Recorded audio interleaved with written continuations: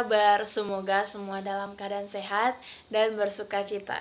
Untuk memulai ibadah pada pagi hari ini, marilah dengan bangkit berdiri kita menyanyikan lagu pembukaan kita yang terambil dari PKJ 14, Ku Nyanyikan Kasih Setia Tuhan.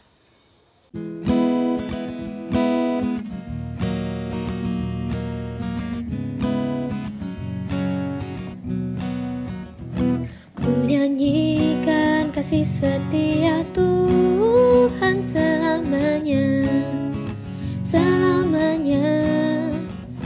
Ku nyanyikan kasih setia Tuhan selamanya, ku nyanyikan selamanya. Ku tuturkan tajammu, kasih setiamu Tuhan. Ku tuturkan tajammu, kasih setiamu turun-temurun.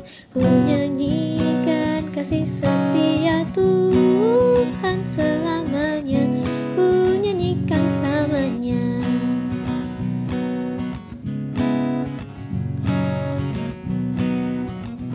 Ku nyanyikan kasih setia Tuhan selamanya, selamanya.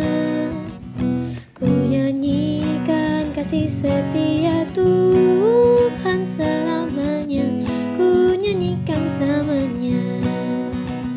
Ku tuturkan tajammu, kasih setiamu Tuhan.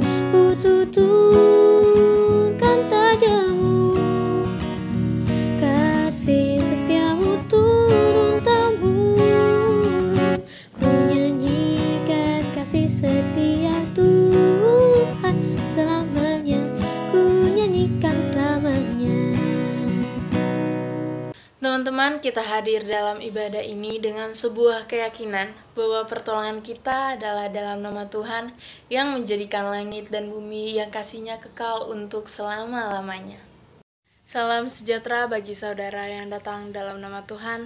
Tuhan beserta saudara. Shalom semuanya. Wah, gak kerasa nih udah lebih dari 8 bulan kita melakukan rutinitas dan aktivitas yang kebanyakan di rumah. Walaupun begitu, kita harus tetap semangat dan menjaga pola hidup kita supaya tetap sehat dan kuat. Salah satu caranya adalah dengan mengkonsumsi makan makanan yang bergizi dan olahraga yang cukup. Kita juga diajak untuk terus beraktivitas dan mengisi waktu kita dengan melakukan hal-hal positif. Kita tentu berharap agar kehadiran kita terus menjadi berkat dimanapun kita berada. Ingatlah bahwa tubuh kita adalah bait Allah yang harus terus dijaga dan dikuduskan, sehingga kita dapat senantiasa memuliakan Allah. Firman Tuhan dalam 1 Korintus 6 ayat 19-20 menuliskan, "Atau tidak tahukah kamu bahwa tubuhmu adalah bait Roh Kudus yang diam di dalam kamu? Roh Kudus yang kamu peroleh dari Allah, dan bahwa kamu bukan milik kamu sendiri. Bahwa kamu telah dibeli dan harganya telah lunas dibayar. Karena itu, muliakanlah Allah dengan tubuhmu."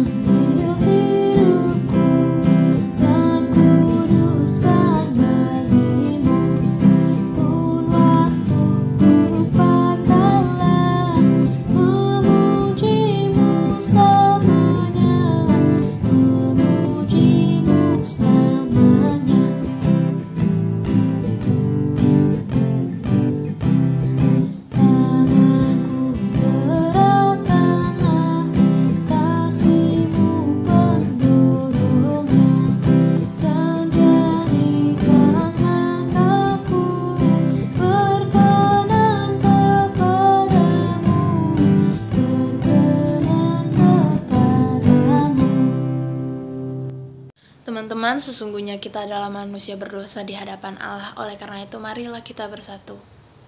Menundukkan kepala, mari kita berdoa. Bapa dalam kerajaan surga, terima kasih Pada kesempatan kali ini, kembali kami datang ke hadirat-Mu untuk mengakui segala dosa dan pelanggaran yang telah kami perbuat, baik dalam pikiran, perkataan, maupun perbuatan, baik yang disengaja maupun yang tidak disengaja.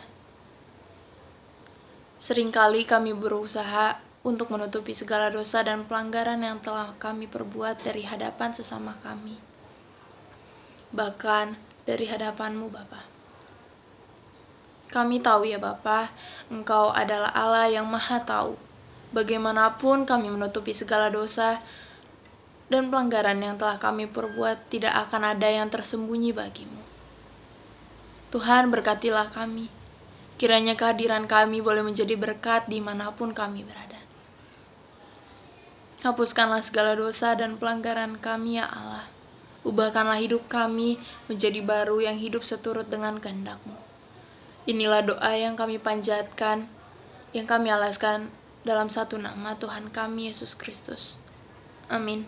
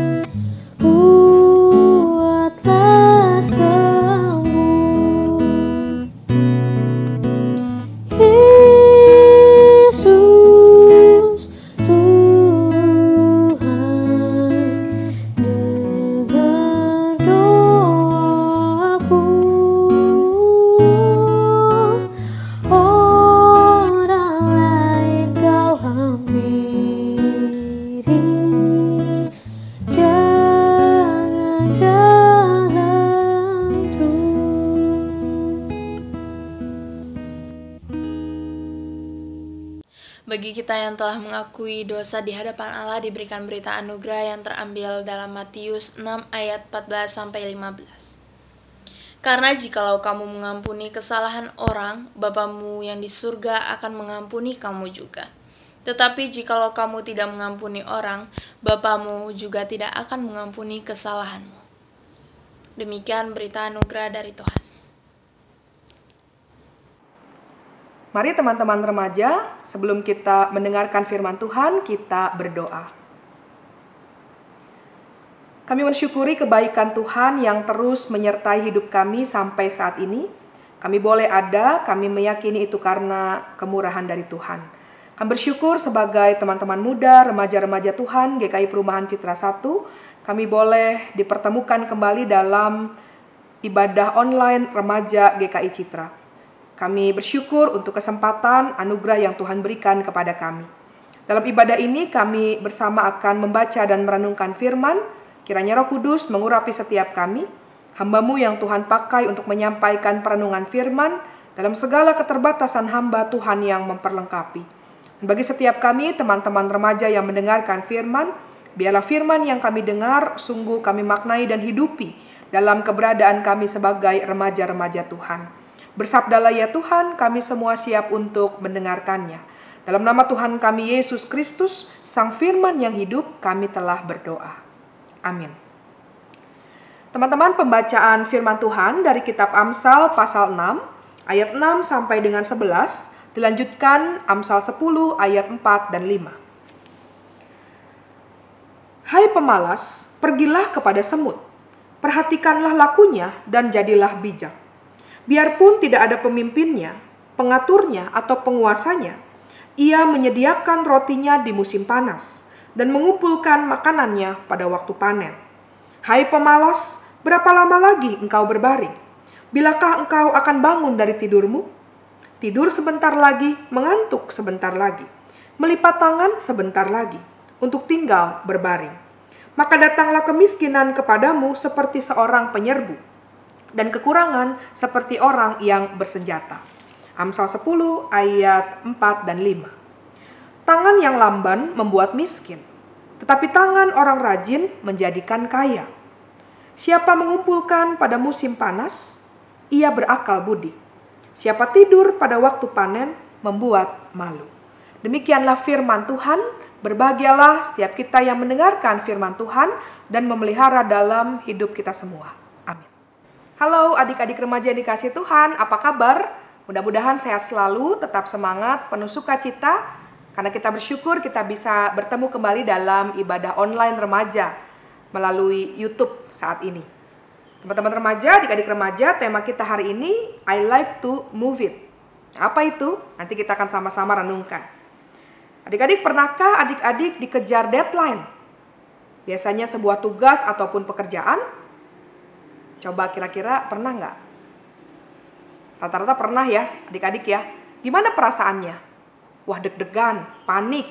Kira-kira selesai nggak ya? Mungkin itu yang menjadi pertanyaan yang muncul dalam benak adik-adik sekalian. Adik-adik yang dikasihi Tuhan, waktu saya di kampus dulu, saya ikut kegiatan UKM, unit kegiatan mahasiswa, bernama Kurir. Mungkin adik-adik bertanya, apa itu Kurir? Jadi Kurir adalah buletin kampusnya, STT Jakarta, dan namanya unik. Saya coba tanya kepada kakak kelas saya, apa sih arti Kurir?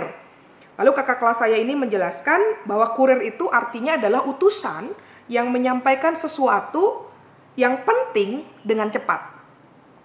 Wah, saya tertarik dengan istilah kurir.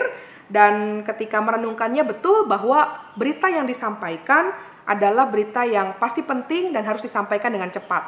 Biasanya pada zaman kami di kampus itu yang disampaikan adalah artikel-artikel teologis, renungan, refleksi, juga pesan dan informasi seputar kegiatan kampus untuk mahasiswa, mahasiswi, dan informasi itu harus disampaikan dengan cepat. Kenapa? Karena kalau tidak kita bisa ketinggalan berita. Kan zaman dulu, teman-teman, adik-adik kan belum secanggih sekarang.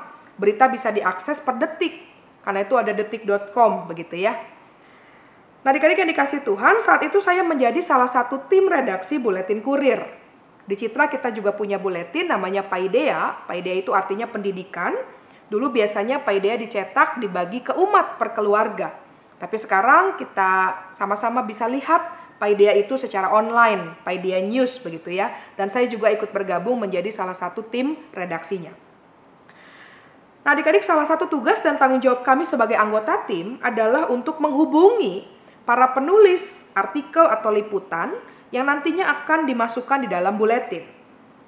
Tapi tidak hanya menghubungi, kami pun harus mengingatkan kepada mereka ketika waktu itu sudah mendekati deadline. Nah, disinilah kadang-kadang kita semua mendadak panik. Kenapa? Karena menjelang deadline atau batas waktu pengumpulan artikel, beberapa penulis mengatakan belum menyelesaikan. Padahal waktu yang diberikan cukup panjang. Ketika diminta itu kira-kira 3-4 minggu sebelumnya.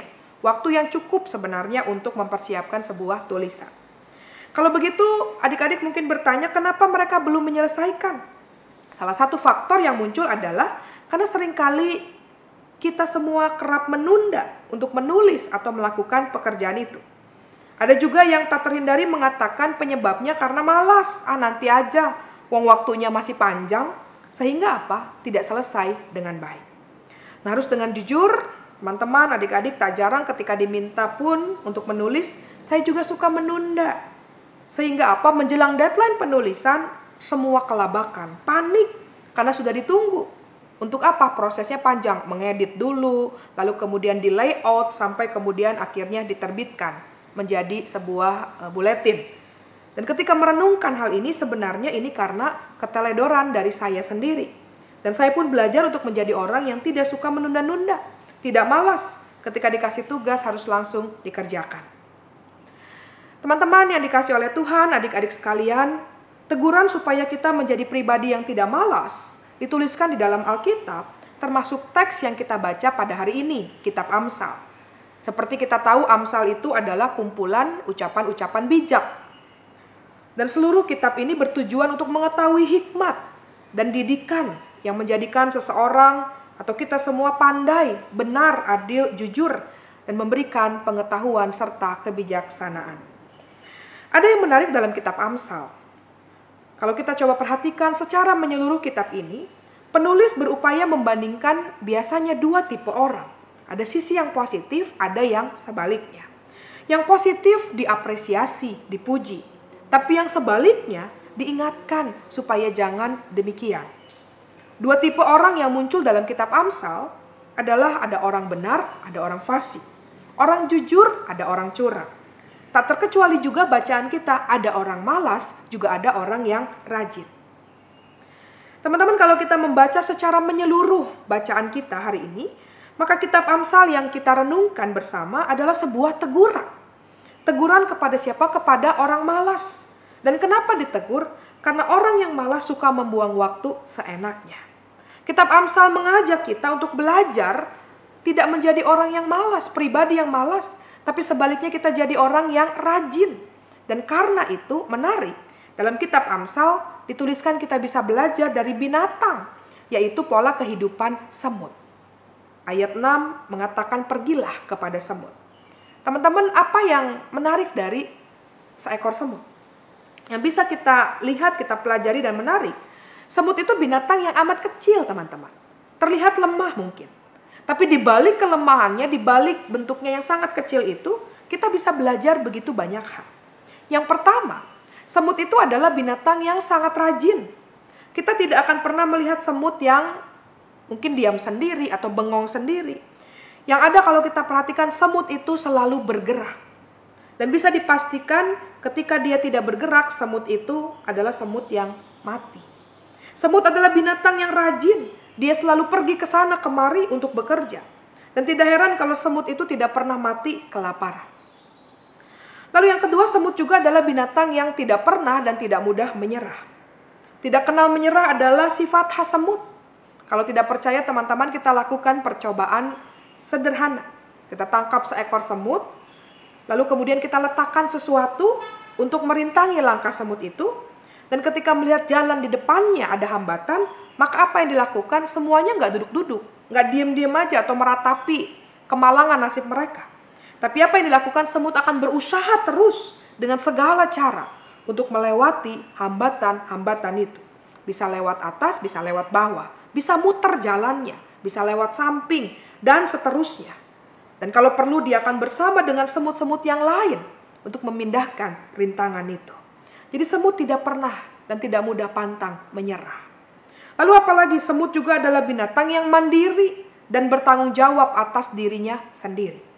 Amsal 6 ayat 7 menuliskan, meskipun tidak ada pemimpinnya, tidak ada pengaturnya, tidak ada penguasanya, tapi semut akan bertanggung jawab atas dirinya sendiri. Teman-teman, dalam sebuah penelitian dituliskan bahwa seekor semut itu bisa mengangkat daun seberat 50 kali berat badannya. Wow! Dengan jarak yang tidak sedikit, jaraknya 50 meter. Dan kalau kita coba setarakan dengan kita manusia, itu bisa diibaratkan seorang bisa mengangkat 3 ton sejauh 25 km. Luar biasa, teman-teman. Itulah semut. Mandiri, bertanggung jawab, dan mampu pada dirinya. Dan juga bersama dengan teman-temannya. Lalu semut juga adalah tim yang luar biasa. Mereka sangat ahli dalam menyampaikan informasi. Sehingga tidak perlu heran teman-teman kalau di rumah kita ada makanan, ada satu makanan saja bisa tiba-tiba dikerubutin oleh banyak sekali semut. Semut punya tim yang hebat, sehingga dengan kerjasama yang baik, mereka bahkan bisa mengangkat makanan yang beratnya berkali-kali lipat dari berat badannya. Nah, satu kali saya membaca sebuah buku Hans Christian Andersen, Semut dan Jangkrik ceritanya. Ternyata semut berbeda sekali dengan jangkrik dalam cerita itu. Semut itu rajin. Meskipun belum musim hujan ataupun musim panas, mereka selalu mengumpulkan makanan. Tidak pernah ada kesempatan bagi mereka untuk diam-diam saja, duduk-duduk saja. Tapi jangkrik digambarkan dalam cerita itu adalah binatang yang nyanyinya setiap hari tapi hanya bermalas-malasan, santai-santai saja. Kalau diingetin sama semut, jangkriknya kemudian menjadi marah. Nah, satu hari dikisahkan dalam cerita itu musim hujan tiba. Jangkrik nggak punya makanan karena dia kan kerjanya santai-santai aja. Lalu kemudian apa yang terjadi? Dia datang ke semut-semut yang ada, yang punya persediaan makanan. Tapi apa yang terjadi? Semutnya tetap menyimpan makanan itu untuk mereka. Persediaan supaya mereka bisa tetap survive, bisa tetap hidup. Nah, apa yang kemudian diceritakan dalam buku Hans Christian Andersen itu, jangkrik itu merana. Dia kelaparan, gak punya persediaan makanan. Dia mengalami penderitaan. Dan karena apa? Pesannya apa? Karena kerjaannya hanya santai, bermalas-malasan, gak mau berusaha. Nah, teman-teman yang dikasihi Tuhan, ini juga yang menjadi perenungan yang dituliskan dalam bacaan kita. Bacaan ini adalah sebuah teguran kepada pemalas. Amsal 6 ayat 6 sampai 11 yang kita baca. Adalah gambaran orang yang suka menunda-nunda setiap pekerjaan. Dan akibatnya apa? Pekerjaannya kian menumpuk. Prinsip mereka adalah kalau besok masih ada waktu, sekarang santai aja dulu. Nah, orang yang lamban dan pemalas selalu menyia-nyiakan waktu dan kesempatan. Seperti yang diperbuat oleh orang yang menerima 1 talenta dalam Matius 25. Sehingga apa? Tuannya menjadi sangat marah. Dituliskan Matius 25 ayat 26 dan 30. Hai kamu hamba yang jahat dan malas, dan campakkanlah hamba yang tidak berguna itu ke dalam kegelapan yang paling gelap. Di sanalah akan terdapat ratap dan kertak gigi. Sungguh menyedihkan, ironis teman-teman. Tapi itu yang terjadi pada hamba yang malas itu. Tapi sebaliknya ketika menjadi pribadi dan hamba-hamba yang rajin, Amsal 10 ayat 4 dan 5 yang kita baca menuliskan kita akan jadi orang-orang yang berhasil. Dituliskan tangan orang rajin menjadikan kaya. Tapi sebaliknya tangan yang lamban akan membuat miskin. Siapa mengumpulkan pada musim panas, ia berakal budi. Siapa tidur pada waktu panen, justru membuat malu. Nah, teman-teman yang dikasih oleh Tuhan, kalau ini coba direfleksikan dalam hidup kita, amat menyedihkan. Kita pun kadang menjadi orang-orang yang malas. Orang-orang yang suka menunda. Kita bangun tidur, kita udah pasang alarm teman-teman. Alarm jam 6 pagi. Lalu kemudian ketika bunyi, wing begitu ya alarm. Lalu kemudian kita snooze, 5 menit lagi, 10 menit lagi, terus dan terus. Sehingga sebenarnya waktunya kita sudah harus belajar, harus sekolah, kita menjadi terlambat. Seringkali kita menjadi pribadi yang suka menunda waktu. Ntar aja, waktu masih lama. Kita lupa kita punya batas waktu. Bisa jadi yang nanti aja itu tidak akan dan tidak bisa terjadi. Hidup itu singkat teman-teman. Pendeta Andar Ismail dalam bukunya Selamat Panjang Umur menuliskan apa sih arti hidup. Dalam salah satu refleksinya beliau mengatakan hidup itu adalah kesempatan. Karena itu ada lagu hidup ini adalah kesempatan. Karena hidup itu kesempatan, dalam tulisan itu dituliskan manfaatkan sebaik-baiknya. Kalau Tuhan mempercayakan kesempatan untuk bekerja, bekerjalah dengan baik. Ketika ada kesempatan untuk belajar, belajar dan bersekolahlah dengan baik. Ketika ada kesempatan untuk melayani, melayanilah dengan baik. Dalam kehidupan komunitas kita di gereja teman-teman, khususnya di komisi remaja, makin hari tidak mudah untuk mencari pelayan-pelayan Tuhan, aktivis. Ada yang mengatakan sibuk, tidak bisa, tidak mampu, sulit, dan sebagainya. Padahal ladang pelayanan terbuka dengan lebar. Dan saya mengajak teman-teman untuk terlibat bersama. Apalagi dalam masa pandemi, semua dilakukan secara online. Ada tim digital, ada tim editing, perlu orang desain, perlu orang yang juga aktif di medsos, dan sebagainya. Itu ladang pelayanan yang saat ini terbuka dengan lebar. Karena itu saya menggugah teman-teman untuk terlibat bersama di dalam pelayanan. Kenapa? Karena hidup ini adalah kesempatan untuk melayani Tuhan. Jangan juga kemudian kita berpandangan, Tuhan kan bisa pakai siapa saja. Ada yang lebih baik dari aku, ada yang lebih bisa. Teman-teman, jangan sampai kita berpikiran hal itu karena apa? Karena kita malas, kita nggak mau. Sebenarnya Tuhan memberikan talenta, potensi itu kepada setiap kita. Marilah kita tetap terus belajar untuk aktif berkarya.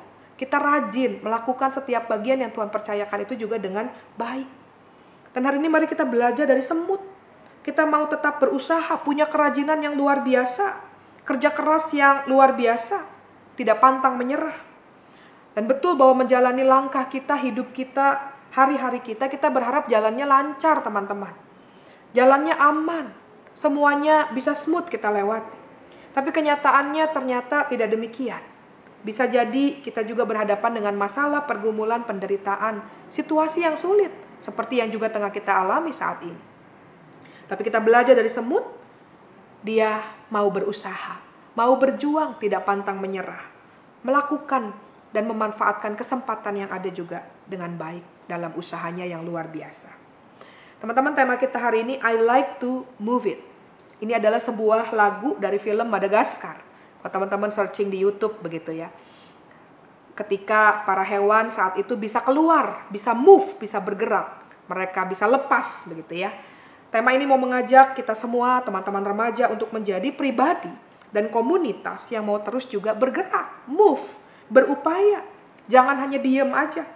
Harus gerak-gerak mulai dari gerak tubuh kita. Kita setiap hari di layar laptop, di HP kita lihat. Mata kita bisa sakit teman-teman. Badan kita juga pegel. Duduk aja tuh pegel begitu ya. Karena itu konon katanya kalau sudah sekian waktu di depan layar laptop, di depan HP, kita harus bisa bergerak gitu ya. Lihat dulu pandangan yang lain. Cari udara, menyegarkan badan supaya kita bisa tetap sehat. Tapi move di sini, I like to move it di sini, mau mengajak kita juga sebagai anak-anak Tuhan untuk harus rajin bekerja, berkarya dan terus menjadi berkat. Bagaimana itu bisa kita lakukan? Saya mencatat ada 2 poin.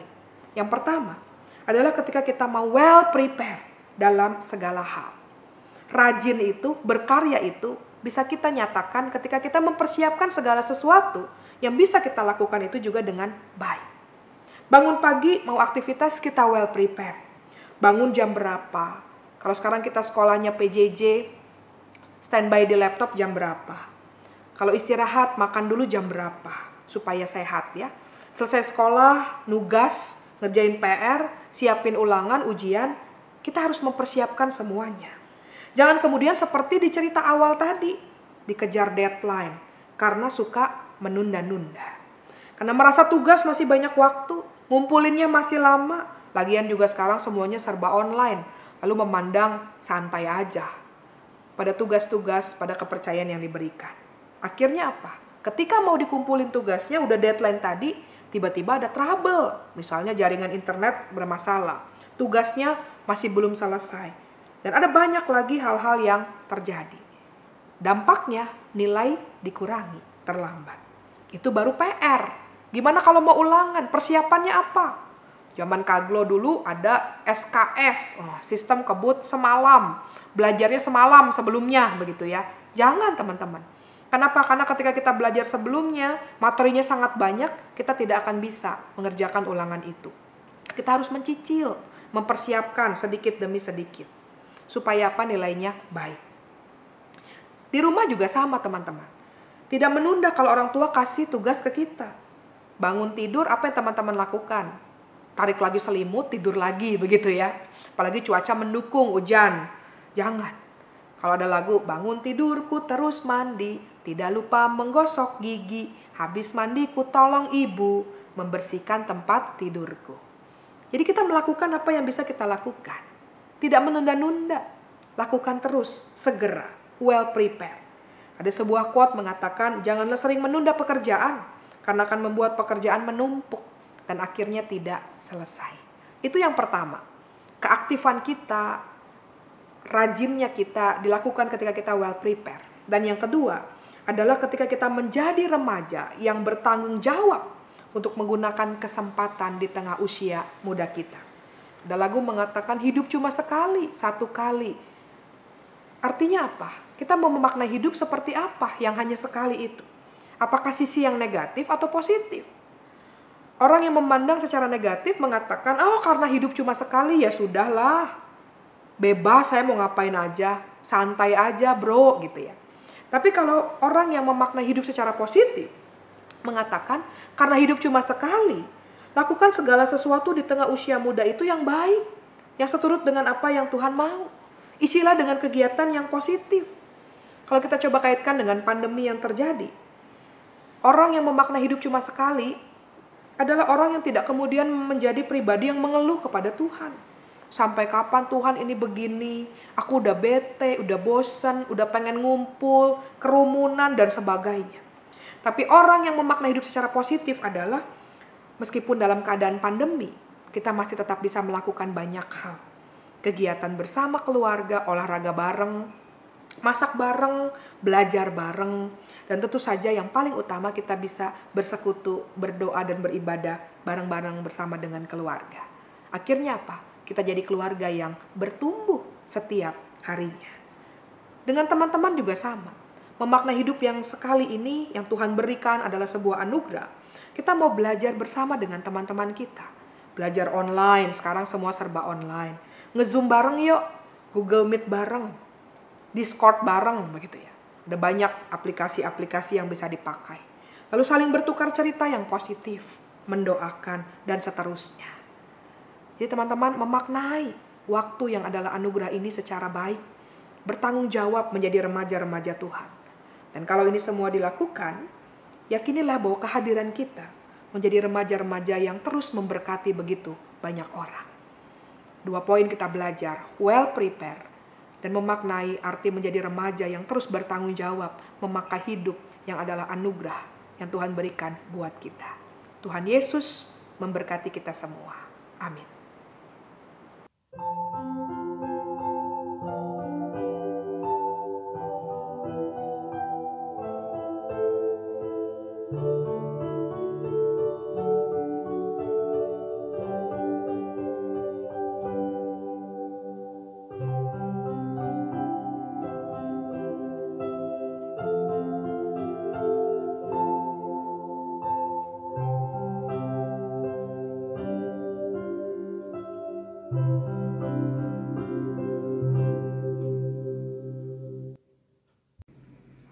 Umat remaja yang dikasih Tuhan, marilah kita bersama dengan gereja di segala abad dan tempat, mengingat pada baptisan kita menurut pengakuan iman rasuli yang berbunyi demikian.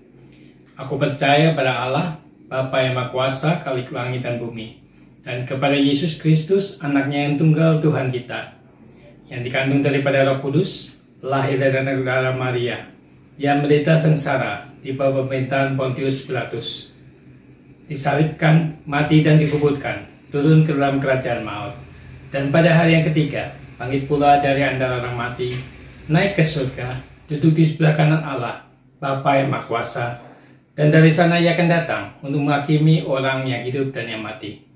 Aku percaya pada Roh Kudus, gereja yang kudus dan am, persekutuan Roh Kudus, pengampunan dosa, kebangkitan orang mati, dan hidup yang kekal.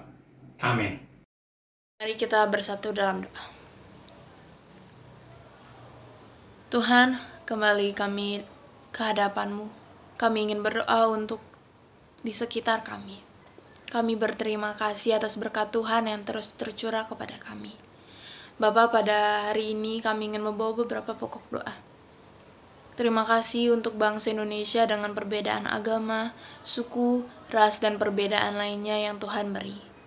Kami mengucap syukur Tuhan, di mana keadaan saat ini sudah mulai memulih sedikit demi sedikit. Dan kiranya Tuhan yang memberkati agar COVID cepat berakhir. Kami ingin berdoa untuk gereja-gereja di Indonesia, khususnya GKI Perumahan Citra 1, untuk Pendeta Elizabeth Asikin dan Pendeta Gloria Tesalonika, serta Pendeta Naya. Kiranya dimanapun dan kapanpun Tuhan tempatkan, kiranya Tuhan yang boleh memberkati. Juga untuk majelis jemaat. Begitu pula dengan komisi remaja. Kiranya Komisi Remaja boleh terus memberikan hal yang baru yang boleh membuat kami semangat membangun relasi untuk lebih mengenalmu. Juga untuk teman-teman kami yang sedang sakit, kiranya Tuhan yang boleh jamah dan sembuhkan mereka melalui tangan dokter, obat-obatan dan makanan yang mereka konsumsi. Inilah doa kami yang jauh daripada sempurna yang kami alaskan hanya dalam nama Tuhan Yesus Kristus, Tuhan dan Juru Selamat kami yang hidup. Amin. Umat remaja yang dikasihi Tuhan, marilah kita membawa persembahan kita ke hadapan Tuhan dengan mengingat ayat Alkitab yang diambil dari Amsal 3 ayat 9 sampai dengan 10. Muliakanlah Tuhan dengan hartamu dan dengan hasil pertama dari segala penghasilanmu. Maka lumbung-lumbungmu akan diisi penuh sampai melimpah-limpah, dan bejana pemerahanmu akan meluap dengan air buah anggurnya.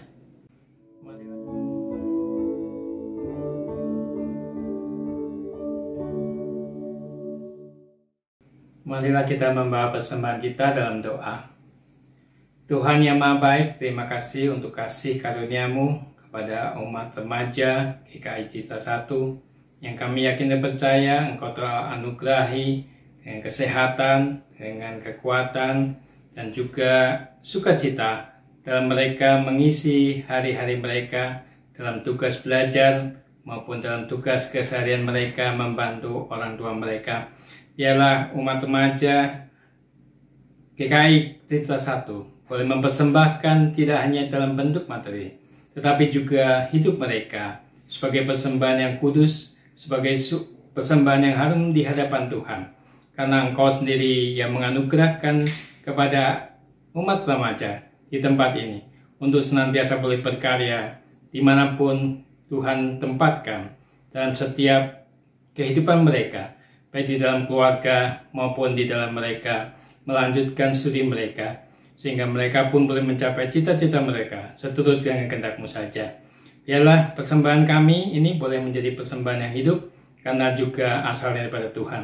Dalam nama Tuhan Yesus kami serahkan doa kami yang jauh dari semula ini, dan biarlah kehendak-Mu jadi bukan kehendak kami. Amin.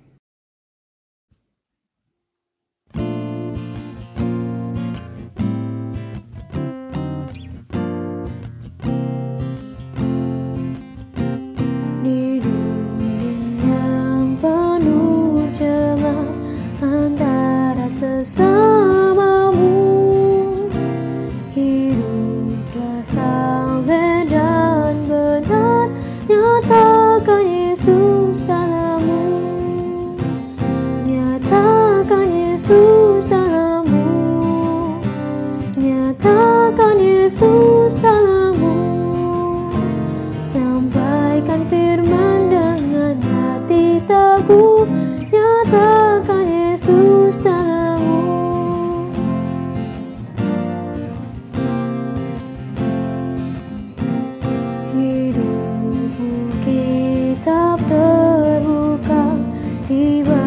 Sesamamu, apakah tiap pembacanya melihat Yesus dalammu, nyatakan Yesus dalammu, nyatakan Yesus dalammu. Sampaikan firman dengan hati teguh, nyatakan Yesus dalammu. Sampaikan firman dengan hati teguh, nyatakan Yesus dalammu.